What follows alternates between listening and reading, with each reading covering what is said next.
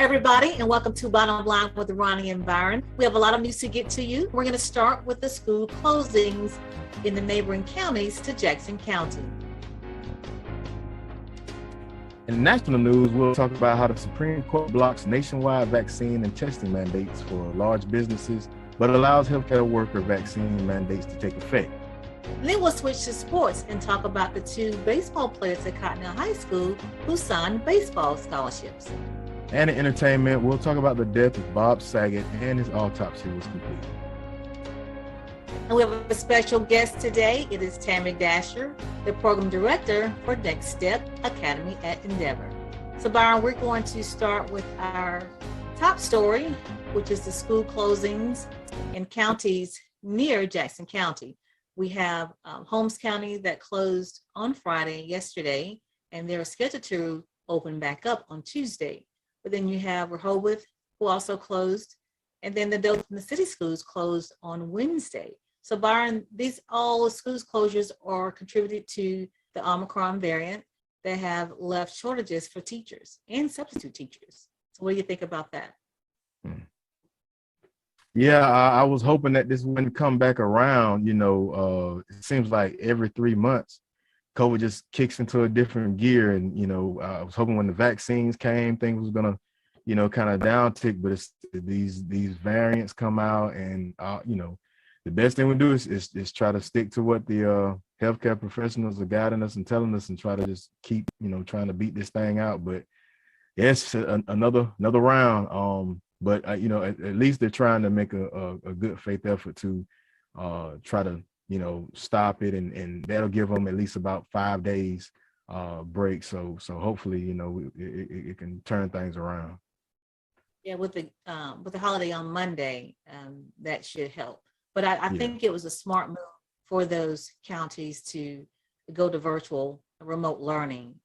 We've been at this for 2 years now. So to me, Byron, it looks like you should already have a plan of action. When you see numbers get to a certain point, to me, Byron, you should have a plan of action to say, okay, now it's time for us to go to remote learning for 5 days, for a week, for 2 weeks, or whatever. There should be something in place at this point across the board for everybody to kind of follow. And I am concerned, Byron, because even in our county, we have not, closed schools or anything like that, but we do have a rising number of students that are out.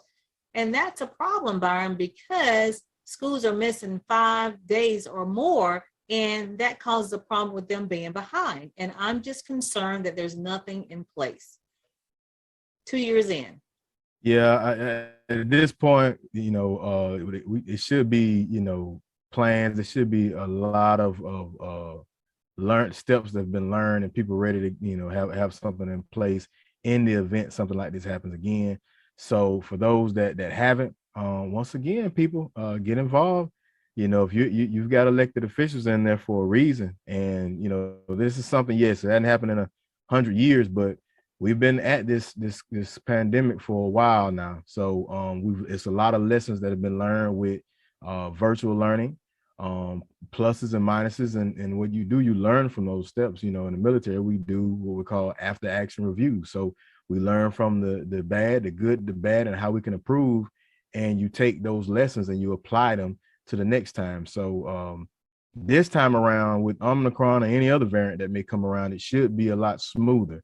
If not, then that speaks to the leadership. Yeah, I am concerned as a parent because, like I said before, when kids are out 4 and 5 days, that is a problem because, you're trying to get assignments from all these teachers, especially if you're in high school, you have multiple classes. You're trying to make sure the kid, once the kid feels better, that they are in a position where they can keep up. So I don't know, Byron, you tell me what you think about this. I don't know why it's not, considered an option for if a kid is out, 5 days or 3 to 5 days or whatever it is, that the teacher can just have a link that the kid can just Zoom into the class or FaceTime to the class so they can still participate in the class remotely. Wouldn't that make common sense? I mean, what we're doing right now, this show, if for those that don't know, this show is recorded through Zoom. I mean, and you still have Skype, you still have those avenues. And there's no, I know with Jackson County, it kind of was, they have a virtual, but they, you know, a lot of people did Florida virtual, which is cool. But, you know, in all actuality, if you keep everything simple, you can just Zoom and that student Right. can still be able to participate in class and see what's going on and not drop off. And something as simple as email and assignments and things that such, and being able to make a phone call if they had questions. um yeah, I Sometimes mean, that's it's to this point. Yeah, to this point, I but mean, there's a lot of resources for us to make this easier and smoother, and a lot easier on the teacher as well, and not just the student. So I mean, people can make 1,000 TikTok accounts. They could definitely make this process, because with COVID, I mean, it's not like the flu. It's not like you're gonna be out for a day or 2 or 3, 5 days. Some people still doing, 10 days and 14 days. That's a lot. And you and I both know, right? I got 5. Yeah. And that yeah. process is, that takes a lot out, especially even if a kid is in middle school or high school.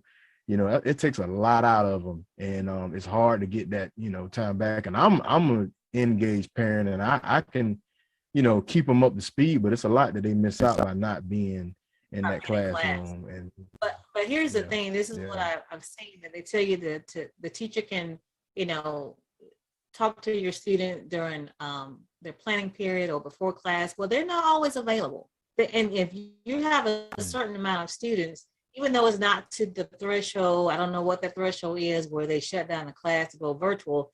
If you're not there, you still have at least 3 students or 4 students out in each class. I bet you. I don't have the numbers, but at least 3 or 4 students out in each class. So at that point, why not have where you can have your teacher have a Zoom or FaceTime, hey, at 10:05, when you're supposed to go to second period, this is your link to second period. This is your link to third period. Why can't you think out of the box and let the kids do that? And therefore, they're getting taught at home. If there's something that, they got the work in advance for it's on Canvas and they can look at it, they can still get instructional teaching via Zoom or FaceTime. I don't know why that have not been considered. I don't understand that. It's a little yeah. That's frustrating for me because I yeah. understand, but I'm like, if you guys can agree with me, reach out to Stacy Goodson. I've had a conversation with him. I've had a conversation with Principal Day, just saying, look, the numbers are rising. Let's put something in place. I have not been able to reach Superintendent Benton. Hopefully, if you guys see him, let him know. Listen, let's get something in place. Let the other board members know. Diane Long, Charlotte Gardner, Chris Johnson, Tony Pomfret. Let them know you guys have to do something. Don't be, reactive. Be proactive. Get something in place. Let somebody, not fall behind. So, local and state news are brought to you by Brightway Insurance. Brightway Insurance can take care of all of your insurance needs, whether it's business, life, auto, home, anything you need. Contact Brightway Insurance. They are located in Marietta at 2867 Caledonia Street. You can reach them at 850-633-3460. That's 850-633-3460. Contact Brightway Insurance. All right, I'm going to move on to our more not so, I should say, exciting news. They did capture the suspect in the Malone shooting case. If you can see here, they did bring him in, or matter of fact, he was arrested in Cove County, Illinois, and his name is Charles Peterson Jr., and he is a suspect in the murder case of Quentin Beckwith, 33-year-old young man in Malone. So that suspect has been apprehended. He is due to be brought back to Jackson County at some point, but right now he has been arrested in Coves County, Illinois. And then the next thing I want to mention to you, the body that was found in Spring Hill landfill was the brother of Manny Diaz, who's George Diaz Johnston. Manny Diaz is the Florida Democratic chair, It was his brother, unfortunately, George Diaz Johnston, who's 54 years old, from Tallahassee. That was the body that was found in the Spring Hill landfill in Campbellton. That truck, if I'm not mistaken, was from Walton County. Therefore, it's not Jackson County related per se, because it was not brought to the landfill by any trucks from Jackson County. It's brought from a different county. So, but that was the body identified from Tallahassee, George Diaz Johnston. And Byron, so I just want to bring everybody up to speed on those two cases. People have been monitoring those, and so just want to make sure that we have news as well that can update you. Again, I want to make sure that you go to TDA and his staff at Brightway Insurance. Brightway Insurance is right here in Marianna. Give them a call if you have any needs for home insurance, life insurance, or business insurance. You can reach them at 850-633-3460. That's 850-633-3460. And tell TDA and his staff that you heard us here at Bottom Line with Roni Byron talking about him and his staff. What do you have for national? Oh, so for national news, before I get into it, People's Funeral Home. Because we care, we're here when you need us. Long Granbury Funeral Services Incorporated, doing business as People's Funeral Home, Marianna and Battle Mortuary. Panama City offers services that is within the reach of all. Caring staff is available 24/7 when the need arises. The services are designed to commemorate the life being remembered at a suitable price for all. Give Cephas and Gwen a call at 850-482-2233. That's 850-482-2233, or simply stop by for more information. It's People's Funeral Home. So my first story is the Supreme Court blocks nationwide vaccine and testing mandate for large businesses, allowing healthcare worker vaccine mandates to still take effect. So I know President Joe Biden came out with a vaccine and testing requirement aimed at large businesses, but it allowed a vaccine mandate for certain healthcare workers to go in effect nationwide. This decision is a huge hit to the Biden administration's attempt to use power of the federal government to fight the COVID-19 pandemic. The president has emphasized that the necessity of getting vaccinated against the virus for months, and eventually decided to use a mandate on large employers as his main vehicle for convincing hesitant Americans to get their shot. So in a nutshell, it did not go through. And look, when it comes to businesses, you have to look at it from a liability standpoint. And if somebody catches COVID, then a business is liable to be sued. So I understand a lot of times if people have a problem with a business saying, hey, you got to wear a mask or you have to be vaccinated, it's not so much about trying to take your rights, but it's so much about a CYA type of situation. So it leaves people wide open, but the Supreme Court ruled against it, and we'll see what the Biden administration comes up with next. The president made a statement. He said that I'm disappointed that the Supreme Court has chosen to block common sense, as he puts it, comes to life-saving requirements for employees at large businesses that were grounded squarely in both science and law. So moving forward, he said it is now up to the states and individual employers to determine whether to make their workplaces as safe as possible for employees and whether their businesses will be safe for consumers during this pandemic by requiring employees to take the simple and effective step of getting vaccinated. So that's where we are with that one.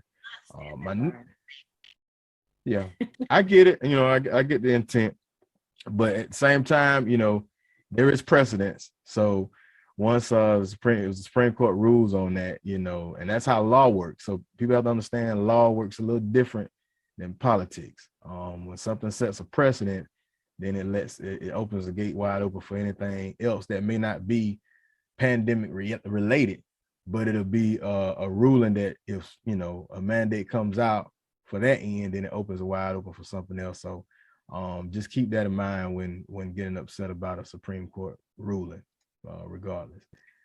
My next story, a little different. So if anybody notices any glitches in your satellite, say if you have satellite television, if you notice some glitches in it, today or even yesterday, it'll be due to a geomagnetic storm watch that was issued for Earth, and it's supposed to impact today.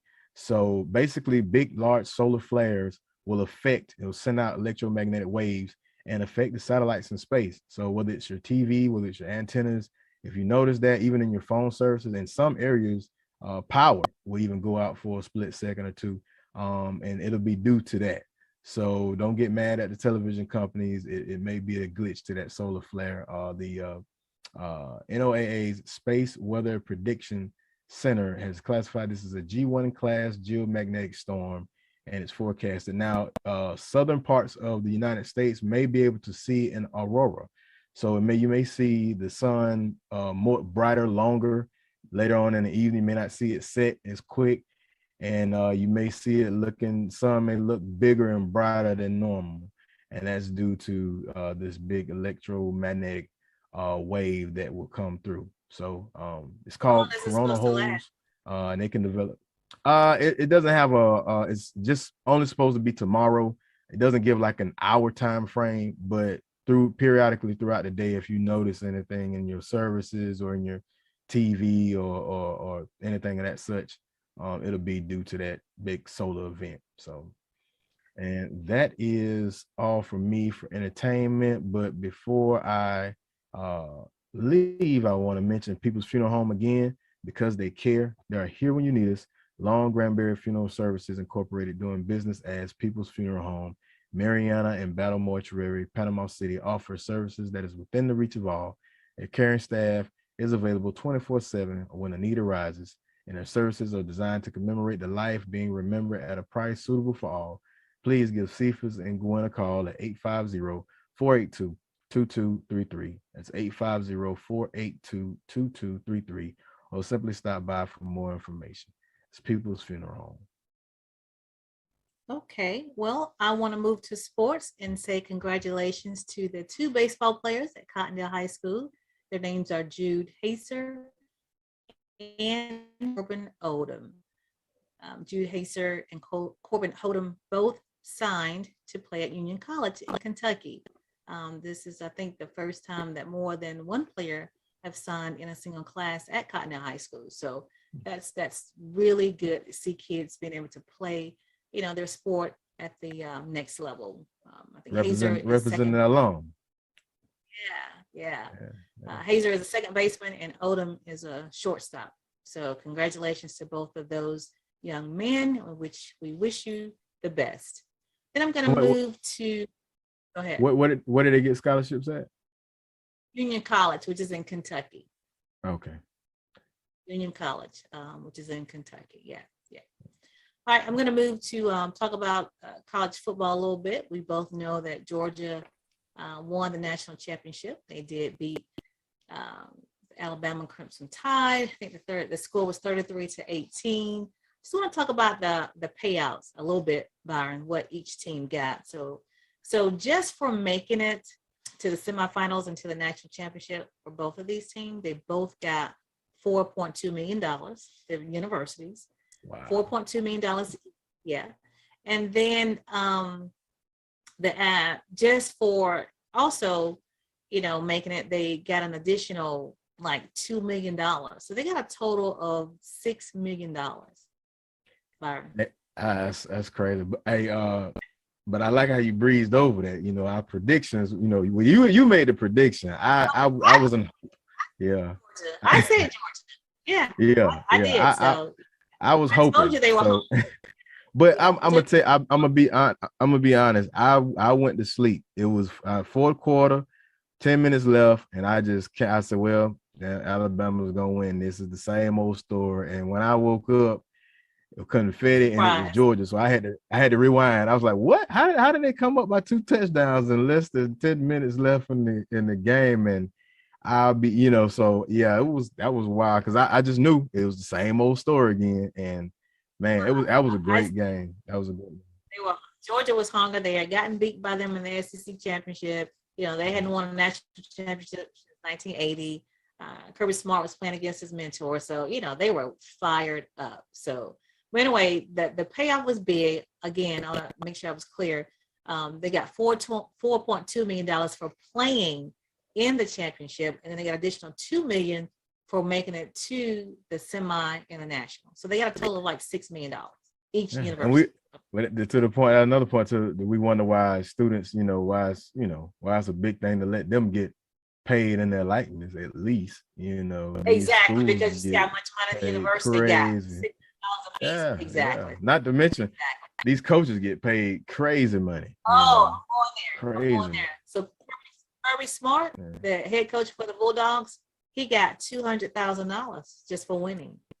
That's just a bonus. $200,000 just for winning. Yeah. No, that's not his bonus. He gets something else on his bonuses, but that's just for winning. Yeah. Yeah. So So NIL, I'm glad, it exists so these players can get some of that money that's being paid out to these universities. Yeah, I agree. I should say they get some money too, in addition to playing, for the universities, them money. Well, they get to make money on their own by signing with someone's brand. So I think it's fair. Yeah. All right. So, but congratulations to the Georgia Bulldogs on your win. All right, I'm going to just give like a rundown. We are in the playoff season for NFL. Some wild card games are taking place this weekend, Byron. I don't know if you've been watching some of the NFL matchups. All right, so on today at 3:30, you got Las Vegas taking on Cincinnati, and New England at Buffalo. So those are both AFC wildcard playoffs. Again, that's Las Vegas at Cincinnati at 3:30.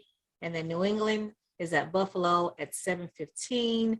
Both of those games should be interesting.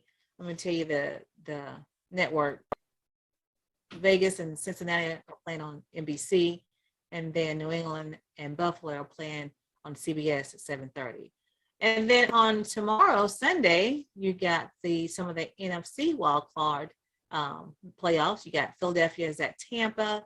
That's at 12 o'clock on Fox. You got San Francisco is at Dallas. That's at 3:30 on CBS. And then you have Pittsburgh at Kansas City, and that's at 7:15 on NBC. So again, Philadelphia is at Tampa at 12 o'clock on Fox. San Francisco is at Dallas at 3:30 on CBS. And then Pittsburgh is at Kansas City at 7:15 on NBC. And those are Sunday games. And then there's one Monday game, which is Arizona at Los Angeles. That's on ESPN at 7:15 p.m. All right. So if you're into the football and watching the road to the Super Bowl, it's getting ready it's gearing up right now. That's where we are. All right. So that's all I have for sports, Byron. What do you have? So for go ahead. Entertainment. Yeah, so for entertainment, I want to talk about the famous actor, comedian Bob Saget. Was found dead, and it's sad. He's most famous for his portrayal as a father on the show Full House. So he died unexpectedly this past Sunday. His autopsy was completed. However, the chief medical examiner is still not, putting out a actual determination of it. Local police officers and those that were there on the scene are feeling like he was more about maybe a heart attack or a stroke, given the way he was found. So he was found laying on the bed in the supine position, and with one hand, his left arm resting across his chest, and his right arm was resting on the bed. So there were no signs of trauma, but this is what the Orange County Fire Rescue and the police, that the sheriff's department that responded, kind of feel like. But not yet has the autopsy has been performed, but not yet have they put out an actual ruling of cause of death. But rest in peace to Bob Saget. Yeah, rest in peace to Bob Saget. He was actually on a tour as well, and a lot of people didn't know that his comedy was very different from his character on Full House. So but he's great. Yeah, I mean, he's oh yeah, a lot of profanity, but I mean, hey, it's good comedy. Yeah. I never knew that till they said that the other day. Yeah, never knew that. Would not have guessed that in a million years. I guess we're so used to seeing him on Full House, which is my daughter's favorite show, and I love watching the show as well, seeing him as dad of the twins and the older two girls. But I say twins because they interacted, the parts. But Kate and what was the name? The Olsen twins that played the little girls. Olsen twins. Yep. Yeah, he was so good with them. But I love Full House, and so yeah. Sorry to see him go at such a young age. Yeah. So that's it for me for entertainment. All right. Well, we're not going to have our relationship tea segment today because we have a special guest. Our guest today is Tammy Dasher, who is the program director for Next Step Academy at Endeavor, which is the autistic program that has been established at the old Dozier property. So we had a chance to catch up with her and get some information about it. So let's check out the interview. We are here with Tammy Dasher, who is the program director for Next Step Academy at Endeavor. Welcome to the show, Tammy. How are you? Thank you so much. Thank you for having me. I'm glad you was able to join us today. We want to get as much information out to the public about Next Step. So can you just give us an overview of the program itself? Yes. So Next Step at Endeavor Academy, our final end goal is a 2-year residential program where we'll be teaching basically adulting skills for adults with autism with a focus on employment and living independently. So we are starting with a 3-month pilot program because we're still under construction at our site, and I can tell you more about that later. But we are starting with a pilot program that is called Next Step to Employment, and it's a 3-month program with a focus specifically on employment. Okay, so you have already put in place the guidelines and the specifics of the pilot program. So let's start there. Tell us what has been done so far. Well, so far, this program we're building it from the ground up. So it's very exciting to be a part of it. We have planned the program using the Learn for Independence curriculum, which is the curriculum that we're using based on, so we're consulting with First Place out in Phoenix, Arizona, and this is a curriculum that they developed. Okay, so First Place is similar to what you developed. Basically, it's the same type of program. Yes, First Place is the model that we're using. So it's really interesting to kind of take you back a little bit. The community in Jackson County who decided to come up with this program, they looked for the best in the business, and they found Denise Resnick, and she is the founder of First Place out in Phoenix. And so we've been consulting with her for a while now. I've been on board since August. I was hired in August. So we're modeling our program after their program, but of course, Phoenix and Marianna are a little bit different. They have things that we don't have in Marianna, being a more rural area. So we're changing things up as we go to make it fit the needs of our community. But we have modeled after those, and they have a curriculum that they use out there called Learn for Independence, and it's 32 modules focusing on employment, how to handle your finances, safety, culinary aspect, all the different things you need to live independently and manage your household and manage your job, and also participate in the community and have some fun too, right? Because it's not all about work. Right.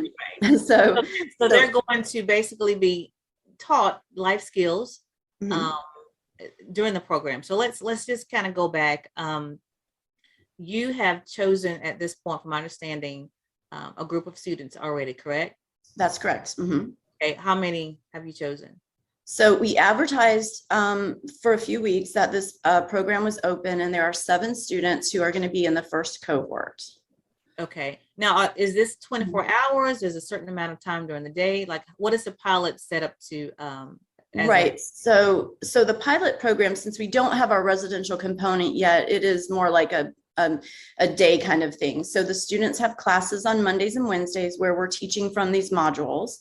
And then the other piece of that is some type of employment experience, which could range from volunteer to an unpaid or paid internship to competitive employment or some type of certification program. So the classes that they're taking with us are along the lines of how to be successful on the job and with this particular employment program. And then they're also supported in an experience that's going to help them either get a job or have some type of networking if they're interning, those kind of things. So you're saying that it's a day program. Is it 8 to 5, Monday through Friday? Like, what's the schedule like? The schedule is, the classes are from 10 to 12 on Mondays and Wednesdays. It's almost like a college type schedule. If you think about it that way, you know, where you have classes just a couple days a week. And then their work experiences will vary based on where they're working, Okay, where so they're you'll be working throughout the day and the rest of the week. Yes, just whatever. So it's highly individualized for each person in the program because their job sites are all different. So, you know, some of them, there's a group of students who will be taking classes in person. We're going to have a temporary classroom at Chipola College to use for that. And then some of them may have to connect with me virtually, just depending on their work schedule, because they might work all day. So they might have to do something different with their classes. So it's been kind of interesting to plan it because it is so highly individualized. But we're looking forward to meeting the needs of all the students and their employers. So let me ask you this. So it sounds like some of these students already have a job. Is that what we're saying? So okay, go ahead.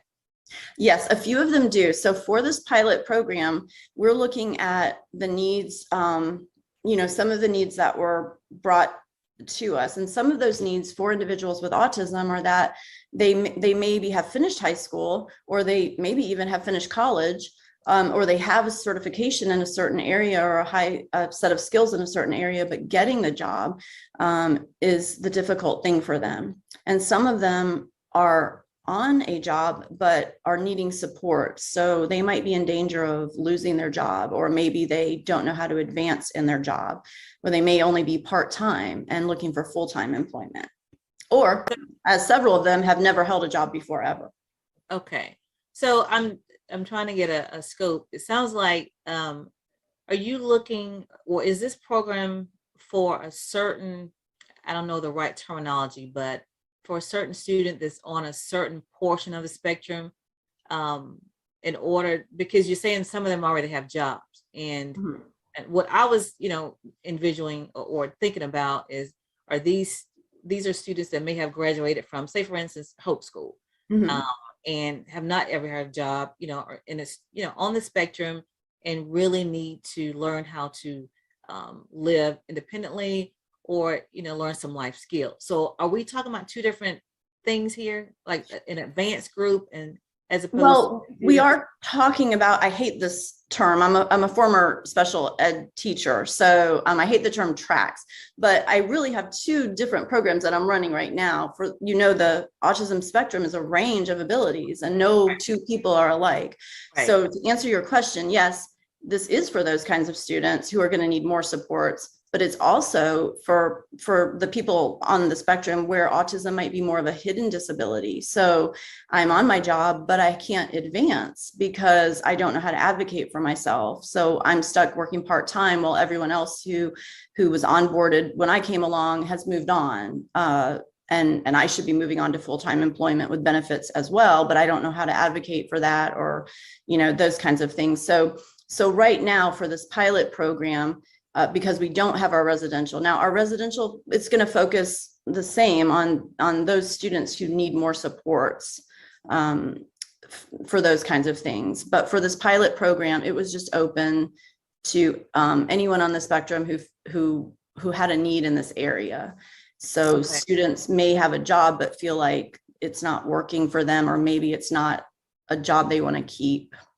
Okay. So okay. So it sounds like to me that this pilot program was geared towards, and I hate to say this, like I said, more advanced, or kids that already had, or individuals already had jobs and in that spectrum. So it wasn't for, and because that's news to me, it doesn't seem like it was for individuals that may be a little bit more needed as far as training. Does that make sense? Or educating? Yes, I would say, yeah, right. I know it's hard, and you know, we're respectful. I tend to think of things more supports or fewer supports.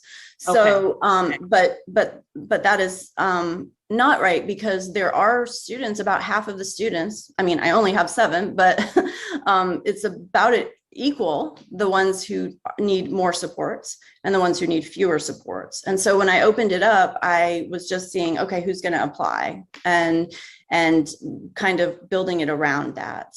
Okay. But it is for people who need more supports too. It definitely is for different ranges of the spectrum.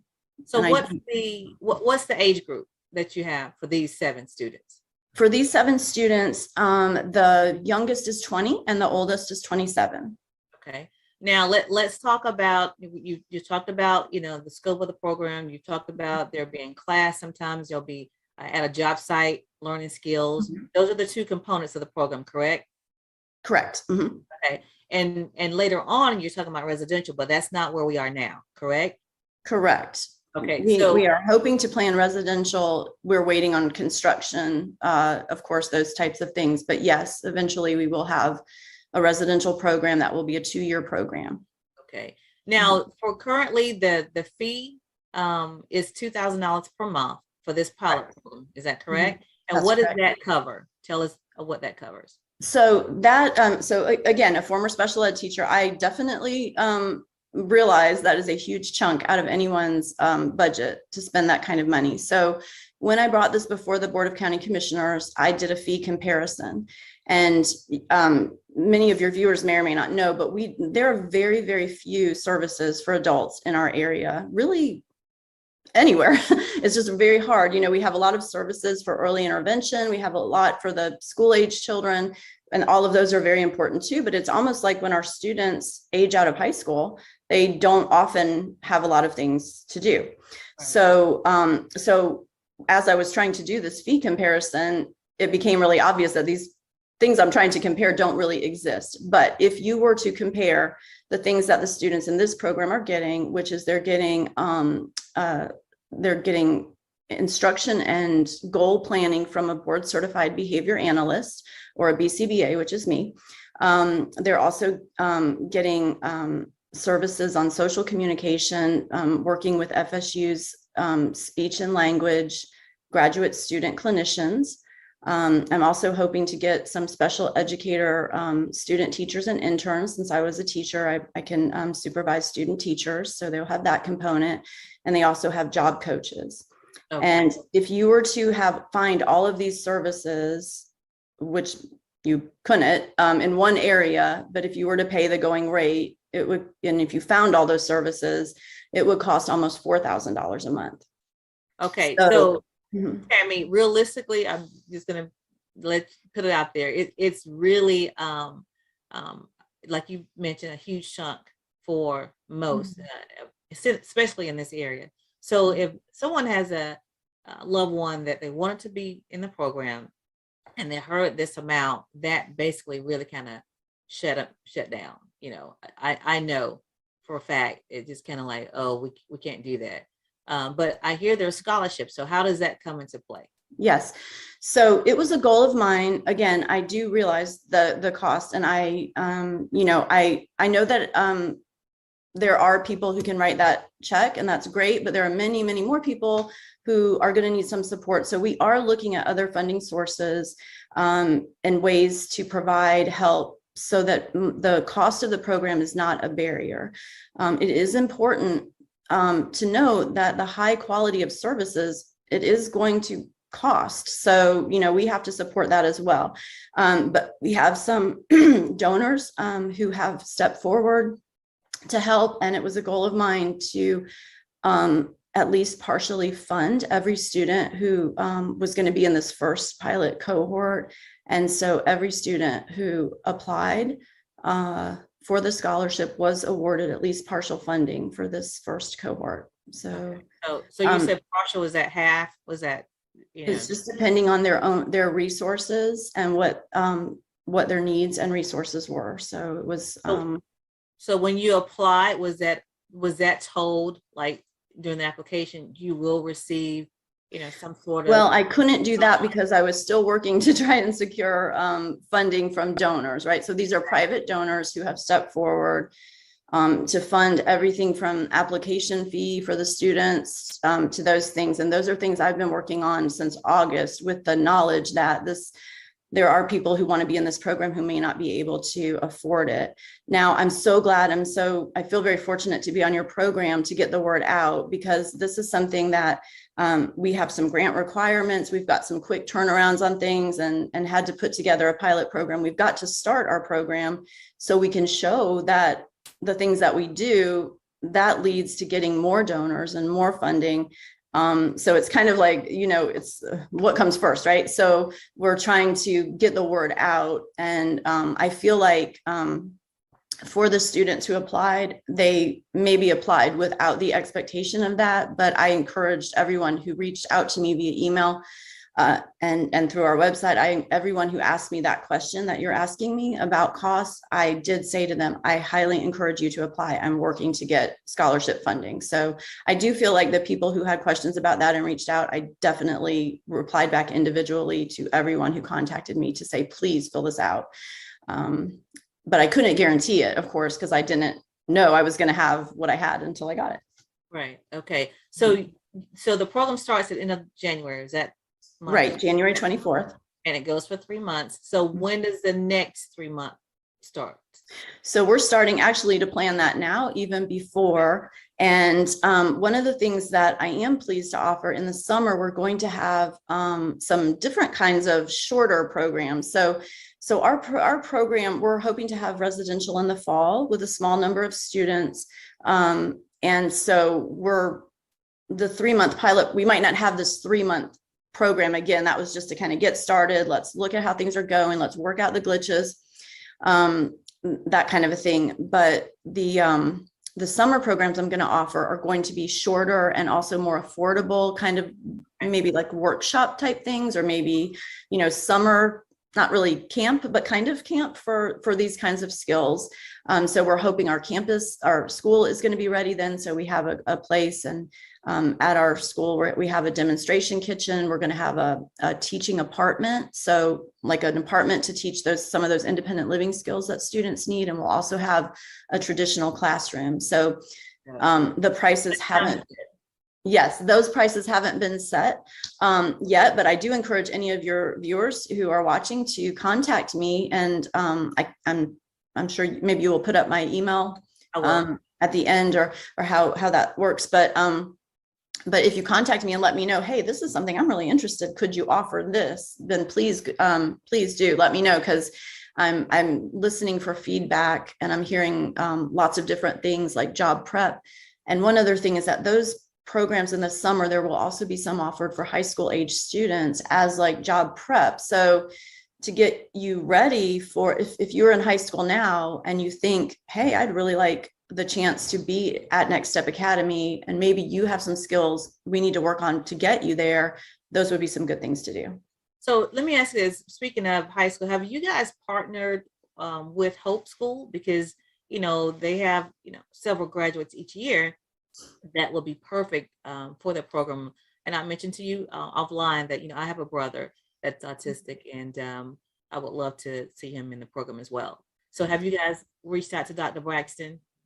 Actually, I know Dr. Braxton through my work. My previous job was with FSU's Autism Institute, their Center for Autism and Related Disabilities, also known as CARD, which you may or may not know provides free services to individuals with autism and of any age. And so I worked for CARD for 8 years.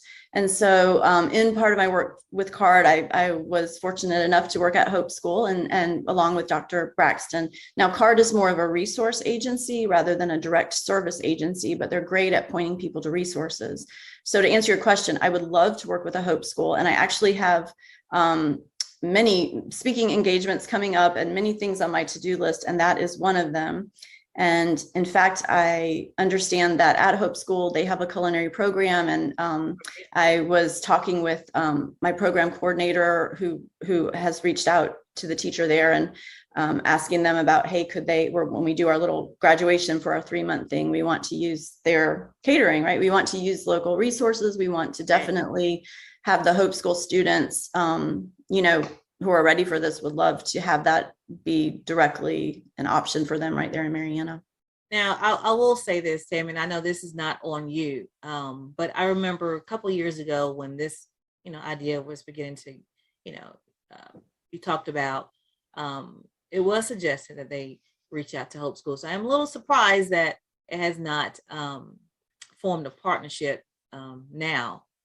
We're 2 years later, and it's getting started with Hope School. So I'm just surprised at that. And like I said, it's not on you, 'cause you're not a part of it, but that was, suggested at the very beginning on the onset of talks to partner with Hope School, give those kids a chance right here in our backyard to be a part of the pilot program and the program itself. So, so I hope you implement that, reach out to Dr. Braxton, and because they do have students that will be perfect for the program and that will be, just great candidates and whose family, need in another avenue after they finish, Hope School as far as graduation, like my family, myself. So please do that, I think that has been a real challenge since I came on board in August. It's been a real challenge to get the word out and to educate people about what we're doing. This project was in the works for a long time before I came on board. As you might know, part of an economic redevelopment grant, and also part of revitalizing the property at the former Dozier School for Boys. So there's a lot of different components working here. And what they did is they found me, someone who was in the classroom for 21 years as a high school special ed teacher. And that is my heart. I'm a teacher at heart. And I just hit the ground running with like, let's build this program. Let's go. And to get things along, and really working very hard to get the word out to people like yourself. So, to make sure that people know what exactly it is we're doing and that we are kind of working through this pilot program. We're going to be looking for feedback of all kinds and welcome that. And I would love to get together with Hope School. I feel like there's definite potential for those students to do some things on our campus to get them ready and comfortable as they're transitioning. And Chris Franklin, who is the transition specialist in Jackson County, he's on the Endeavor board, and he has he and I have plans to get together to talk about particularly these summer programs, how we can partner with the school board, to bring those things together. Okay, well, that would be great. And I'm glad you brought up your background. So run that, to the viewers again, your background, because I didn't ask you that at the beginning. Okay. So I am my passion in my heart is teaching. I was a special ed teacher for 21 years in Santa Rosa County at Pace High School in Pace, Florida, at the same school for all 21 years. I just loved it. And in my summers off from teaching, I did some job coaching. I worked at a camp over there that Autism Pensacola runs called Kids for Camp. And I was an administrator there as well in the secondary program.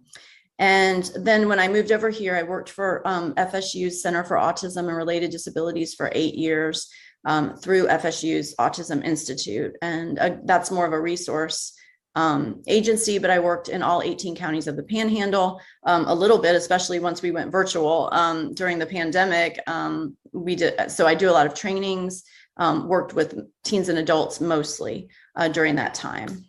Okay, great. So you sound like you're a great fit for the program. Thank you. I'm also a board certified behavior analyst. So I have done a lot of work with challenging behaviors and applied behavior analysis. So that is something that I added to my credentials later in my teaching career, but teaching is my favorite, and working with this particular population who's transitioning. What I found as a teacher it was just so disheartening that I would work with students, and then when they hit that magic age, they would leave and there was nothing. So it's really exciting for me to be a part, and seeing this come around now is just very exciting to me. So one question, people are wondering, will this generate jobs? So how does that come into play? Because right now it's just you and a program coordinator, correct? That's correct. I actually just interviewed yesterday for a position that I was calling that I am calling a transition coach, and that will be someone who helps the students on the job sites, like if they need help with specific tasks, learning specific things. And of course, we want to fade out those supports as they get more independent, because independence is our goal. those kinds of things. But yes, I will be hiring more staff.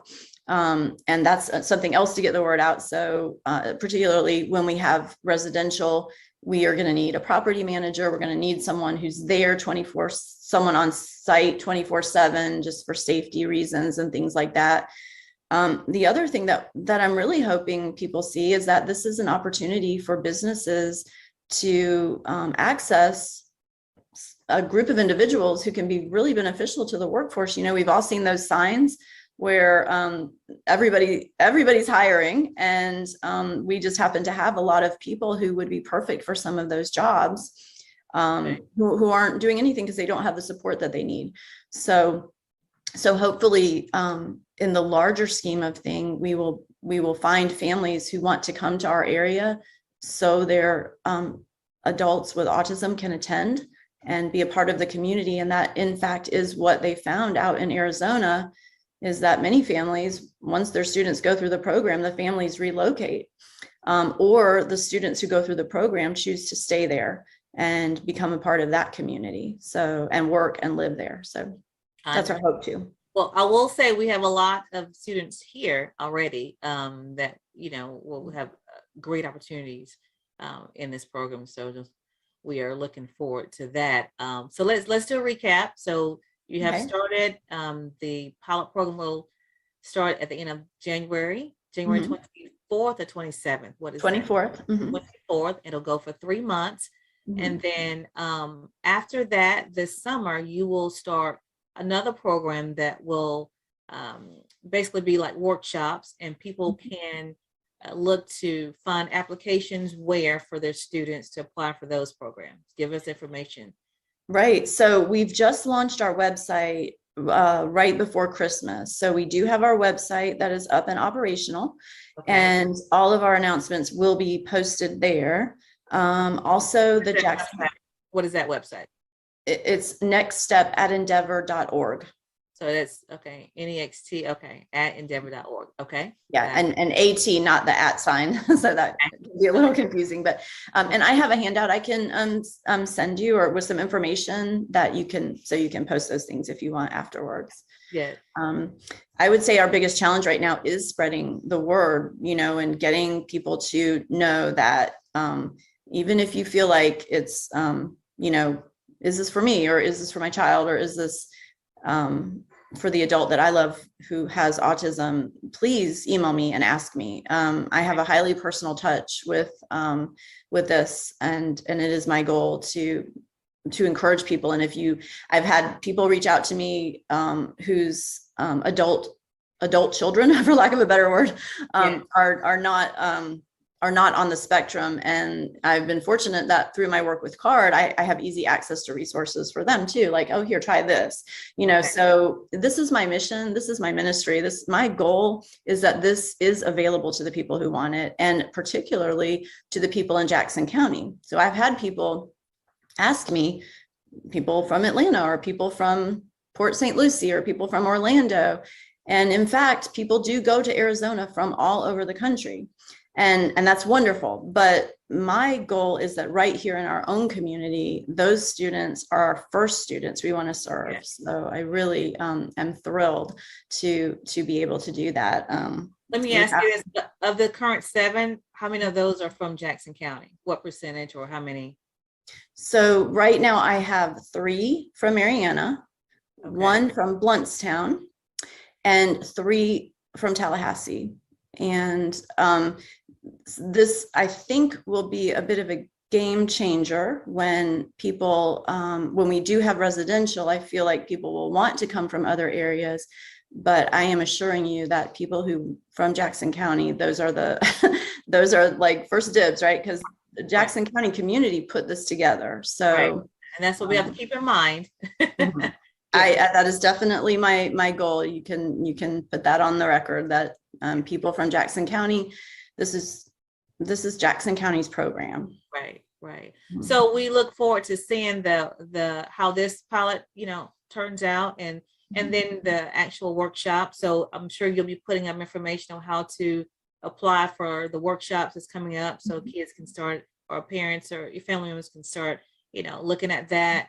and getting that going. And then as far as, jobs, as far as employers, I mean, you guys will put that up there and seeing where these individuals are being able to participate, right? You'll let that be public. Will you? Yes, it's also posted. Yeah. Right now, we're under the purview of Jackson County. So anyone who's hired is a Jackson County employee. So you can also check on their website under their. We have a section on their employment board. Oh, okay, well. no, okay. Well, that was my next piece. So as far as hiring staff, okay, so that's on the Board of County Commissioners website. Yes, Okay. and it will also be on ours. Right now, I've just finished up a hiring cycle and interviewed yesterday, so I do not have any openings to work for us posted now, but they will be coming. Okay, all right. So let me backtrack. I was initially speaking of where the students have access to working. That piece, the employers who are participating in the program. Will you make that public? Oh, yes. We actually had Catalyst Fabric Solutions is a wonderful resource. Milk and Honey, which is a frozen yogurt shop there. Family Dollar. We're partnering, with other local nonprofit for volunteer or possibly internship or learning type jobs. Maybe that would be unpaid, and those are all on our website as well. And So yes, these jobs are unpaid? some of the jobs might be unpaid, like internships, and some of the jobs will be paid.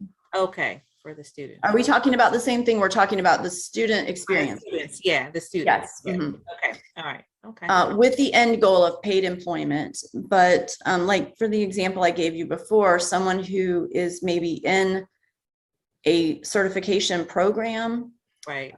Trying to learn a new skill, they might be interning somewhere and it might be unpaid with the hope that it would turn into paid. Okay, I got you. So again, it just depends on where the student is. Okay. Where the student is with their, are they ready to start work? Are they, so if we, right. Mhm. All right, I think we've covered everything. Tammy, I really appreciate you for coming on our show, and any information that you need to get to us for us to get to the public, please feel free to give it to us. And we look forward to watching Next Step and to see how it grows and hopefully just become a huge asset to our community. And so thank you again, Tammy Dasher, the program director for Next Step at Endeavor. Thank you for having me. And if you or any of your viewers are a business that would like to participate and hire some of our individuals, please contact me. We love our business partners, and we provide, we've partnered with CARD, FSU's CARD, through the Autism Institute to provide autism-friendly business training, which is free. That helps everyone on your staff know how to communicate and work with these individuals and make it a welcoming work environment. So we have lots of good things. Give us your contact information. Okay, you can contact me at tdasher@nextstep@endeavor.org. Okay, all right. And then your website one more time. That is just nextstep@endeavor.org. Okay, perfect. All right, Tammy. And I'll send you that. Yeah, all right. Thank you so put that much on our show and make sure everybody have access to it. And again, thank you so much for joining our show. And thank you, viewers, for watching to make sure that you are informed of what's going on here and around Jackson County. Thank you. And that's going to wrap up our show today. Cool. We want to make sure that you are aware that we are doing a Martin Luther King holiday special show on Monday. We're collaborating with the Jackson County NAACP. So thanks to you again for joining us. We want to say we really appreciate you for watching. And remember, when you know the truth, you can speak the truth. And the light shines brighter when it shines for two. We'll see you next week.